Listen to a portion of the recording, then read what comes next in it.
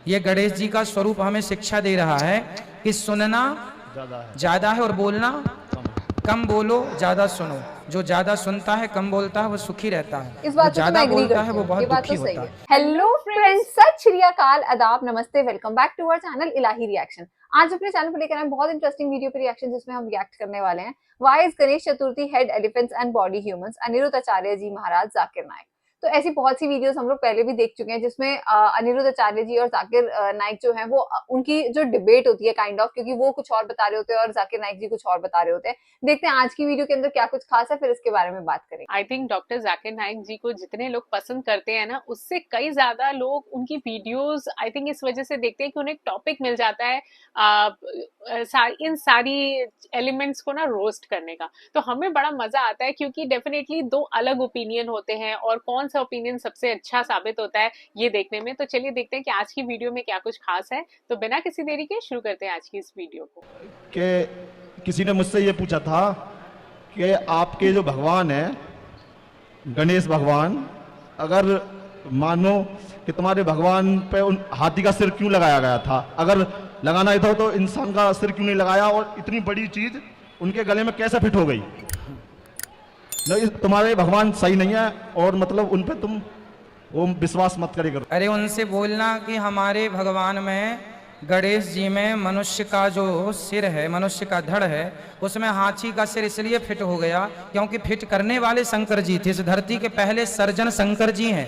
Surgeon मतलब सबसे पहले बड़ा ऑपरेशन करने वाले, है ना, समझ रहे हैं। शंकर जी ने ऑपरेशन कर दिया। तो हाथी का ही क्यों किया, मनुष्य का क्यों नहीं करा? अरे भाई, गणेश जी को हाथी का इसलिए किया क्योंकि उस समय शंकर जी ने कहा था कि जो एक शर्त थी कि जो जानवर, जो लोग ऐसे सो रहे हों अपने बच्चों की तरफ पांव करके, उनका सिर ले आना। तो कोई मिला नहीं, हाथी मिला तो हाथी का सिर ले आए। शर्त थी वहां पे, इसलिए पहला। दूसरा प्रश्न ये नहीं, पहले इसका पूरा हो जाए। गणेश जी का जो स्वरूप है उससे हमें समझना क्या है, सीख क्या मिलती है, वो शिक्षा लेना चाहिए। गणेश जी का पेट बड़ा है, कान भी बड़े हैं। गणेश जी के कान कैसे हैं? बड़े। गणेश जी कहना ये चाहते हैं कि ज्यादा से ज्यादा सुना करो और बातों को अपने ही पेट में रखा करो, किसी से कह ना दिया करो, क्योंकि कहने से बात बिगड़ जाती है। तो बड़े कान मतलब ना इनका कोई सर है, ना इनके गणेश जी का मुंह किसी ने है। देखा? बिल्कुल जो है ना, हाथी का मुंह नहीं दिखता, अंदर होता ना, सूंड लटकी कटे रहती है। पिटे लोग। मानो ये है कान बड़े बड़े हैं पर मुंह दिखता ही नहीं है, तो सुनना ज्यादा है, बोलना कम है। ये गणेश जी का स्वरूप हमें शिक्षा दे रहा है कि सुनना ज्यादा है और बोलना कम बोलो, ज्यादा सुनो। जो ज्यादा सुनता है, कम बोलता है, वो सुखी रहता है। इस बात जो से तो ज्यादा मैं एग्री बोलता करती है, वो हूँ, बहुत ये बात दुखी तो सही होता है। इसलिए उनसे बोल दो जो आपसे बोल रहे तो हैं। हैरान उन लोगों पर होता हूँ बोले जो उनके हमारे पीछे यहाँ आंखें बंद हर करके देवी देवता का एक चलते साइंटिफिक रहते हैं। कारण है। गणेश जी चूहे पर क्यों बैठे हैं? इसलिए वो भी बैठे अगला हैं, लतीफा। गणेश जी हैं बुद्धि के देवता, हाँ हाँ। और चूहा है तर्क, कुतरता रहता है। तो बुद्धि हमेशा तर्क पर ही सवार होती है, इसलिए गणेश जी का वाहन चूहा है। अब समझाओ उन मूर्खों को, देखने से नहीं होता। अब देखने से तो हम कहें कि मुर्दे की पूजा करते हो भाई, कोई लोग, हम लोग कहें किसी को कि भाई तुम तो मुर्दे की पूजा करते हो, है ना, तो कहने से नहीं है। उनके अपने भाव हैं, हमारे अपने भाव हैं। वो अपने काम करें, हम अपने को करें। उनकी मान्यता वो माने, हमारी मान्यता वो माने। उनकी मान्यता को हम ना नकारें, हमारी मान्यता को वो ना नकारें। ठीक है, इसलिए कोई क्या कह रहा है कहने दीजिए। और हमारे यहाँ गणेश जी का सिर इसलिए हाथी का है क्योंकि हाथी को हम लोग पूजते हैं, और गणेश जी से इतनी सारी शिक्षाएं तभी निकलती जब उनका सिर हाथी का होता। इसलिए बहुत कुछ कह दिया। एक छोटे से एक पेंटर पेंटिंग बनाता है, वो कुछ कहता नहीं, उसकी पेंटिंग सब कुछ कह देती है। समझदार के लिए इशारा काफी होता है, हाँ या ना? तो समझदार है तो इशारों से समझे गणेश जी के इशारों से, नहीं समझदार है तो फिर बातें बनती रहेंगी। मैं उससे पूछूंगा ये गणेश कौन है, ये गणपति कौन है, तो वो हिंदू दोस्त मुझसे कहेगा कि ये गणेश जो है वो हमारा भगवान है, वो शिवा भगवान का बेटा है, भगवान शिवा।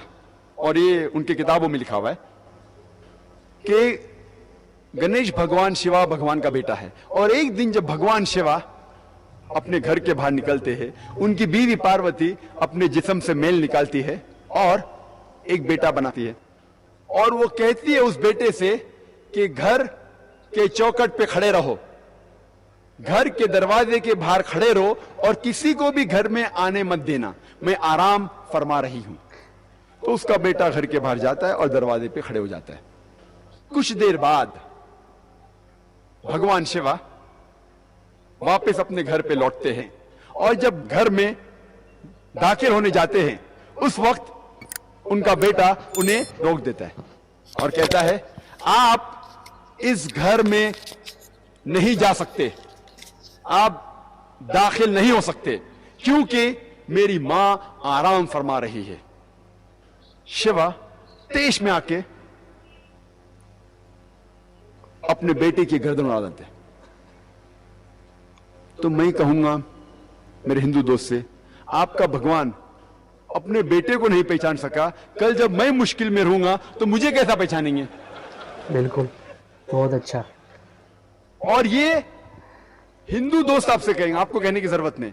और ये कहानी आगे बढ़ती है कि भगवान अपने बेटे का सर इतना दूर उड़ा डालते कि वापस नहीं लेके आ सकते, तो लोगों से कहते कि पहले जानवर जो नजदीक में आएंगे आपके, उसकी गर्दन उड़ाओ और मेरे पास लेके आओ। तो पहला जानवर जो उनके सामने आता है वो है हाथी। तो हाथी की गर्दन उड़ाते और शिवा के पास लेके आते और भगवान शिवा अपने बेटे के सिर पे लगाता है और वजूद में आता है गणपति, एक लड़का जिसके सिर की जगह है हाथी का सिर।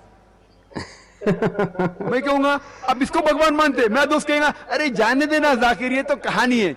अरे लेकिन ये आपका भगवान है क्या? अरे जाकिर जाने देना, ये तो सिर्फ कहानी है। मैं कहूंगा आप मुझे साबित करके दिखाओ कि गणेश भगवान है और मैं प्रसाद खाऊंगा, क्योंकि कुरान में लिखा हुआ है कि अल्लाह के नाम का खाना मैं खा सकता हूं। बोलेगा जाने देना जाकिर, ये छोड़ कहानी है, ये सिर्फ मेरे मजहब में। मैं कहूंगा नहीं, मुझे साबित करके दिखाओ, अभी मैं उसके पीछे भागूंगा। और ये बहुत आसान है, हमें किसी भी गैर मुसलमान के खुदा को गाली नहीं देना चाहिए।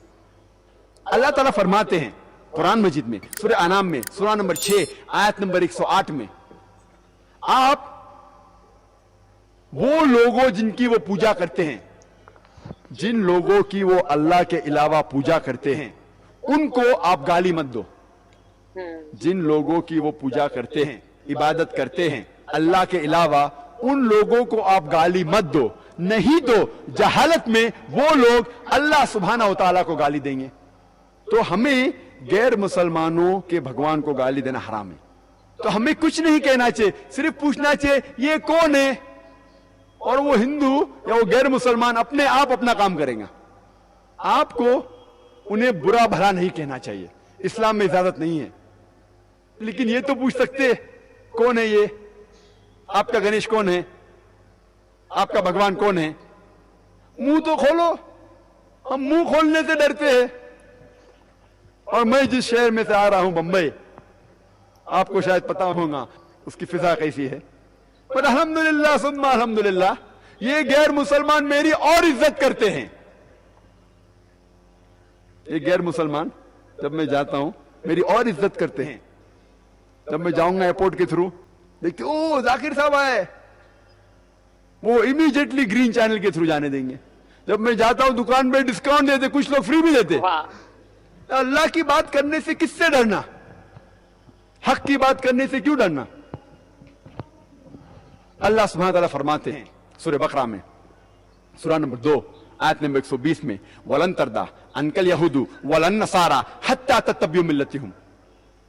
ये यहूद और नसारा आपसे कभी भी खुश नहीं रहेंगे जब तक आप उनका मजहब नहीं कबूल करेंगे। बिल्कुल। अल्लाह ताला फरमाते सूरह बकरा में, सूरह नंबर 2 आयत नंबर 111 में, वकालू लै यदखुलल जन्नत इल्ला मन काना हुदन व नसारा। अल्लाह ताला फरमाते हैं वकालू लै यदखुलल जन्नत इल्ला मन काना हुदन व नसारा।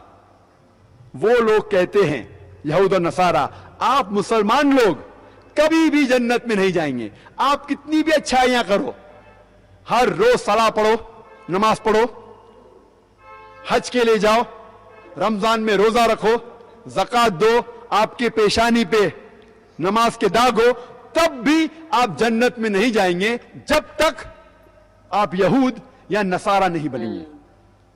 अल्लाह ताला फरमाते तिल का माने जो हम, ये बकवास है, बकवास।